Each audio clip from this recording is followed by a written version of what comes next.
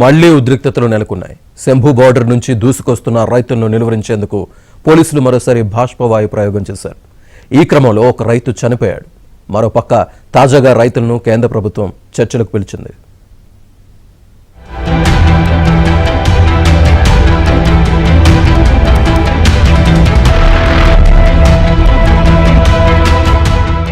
ఢిల్లీ సరిహద్దులో మరోసారి ఉద్రిక్త పరిస్థితులు నెలకొన్నాయి.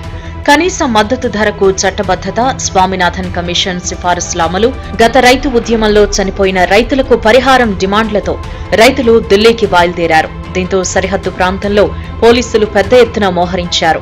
పంజాబ్, హర్యానా సరిహద్దు శంభు వద్ద రైతులపై పోలీసులు మరోసారి టియర్ గ్యాస్ ను ప్రయోగించారు. పార్లమెంటు వద్దకు చేరుకుని నిరసన తెలపాలని రైతులు భావిస్తున్నారు. దీంతో ఢిల్లీ బోర్డర్స్ వద్ద పోలీసులు అడ్డుకున్నారు. ముళ్ల కంచెలు, బ్యారికేడ్స్ సహాయంతో రైతులు ముందుకు రాకుండా అడ్డుపడ్డారు.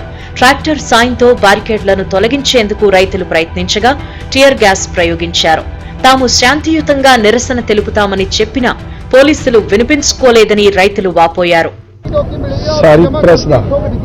सारे मीडिया था जिन्होंने हमारी इस बात को, हमारे आंदोलन को पूरे देश के अंदर नहीं पूरे वर्ल्ड के अंदर ये मैसेज पहुंचाया है कि किसान शांतिपूर्वक ढंग से अपना प्रोटेस्ट कर रहे हैं और ये किसानों को शांतिपूर्वक ढंग से दिल्ली नहीं जाने दे रहे, जबकि दिल्ली हमारा राजधानी है। भाई हमारा हक है, हमारा अधिकार है दिल्ली जाना। రైతుల వ్యవహారంపై కేంద్రానికి, పంజాబ్ ప్రభుత్వానికి మధ్య వివాదం నెలకొంది.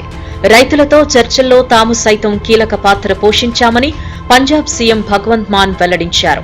కొన్ని సందర్భాల్లో తాను హాజరయ్యానని, తాను హాజరు కాలేని పరిస్థితుల్లో అధికారులను పంపానని ఆయన చెప్పారు.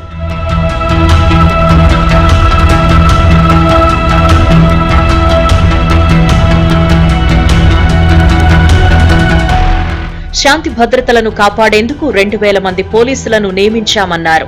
రైతులపై జరిగిన బాష్పవాయు ప్రయోగంలో ఒక అన్నదాత మృతి చెందాడని, అతని కుటుంబానికి ప్రగాఢ సానుభూతిని ప్రకటిస్తున్నామని కాంగ్రెస్ పార్టీ ప్రకటించింది. ఇదిలా ఉండగా రైతులను కేంద్ర ప్రభుత్వం మరోసారి చర్చలకు పిలిచింది. వ్యవసాయ మంత్రి అర్జున్ ముండా స్వయంగా దీనిపై ఒక ప్రకటన చేశారు. ఇప్పటికే 4 దఫాల చర్చల్లో కొంత పురోగతి కనిపించిందని, ఇప్పుడు కొందరు నేతలు చర్చల ప్రక్రియను హైజాక్ చేసే ప్రయత్నంలో ఉన్నారని ఆయన ఆరోపించారు.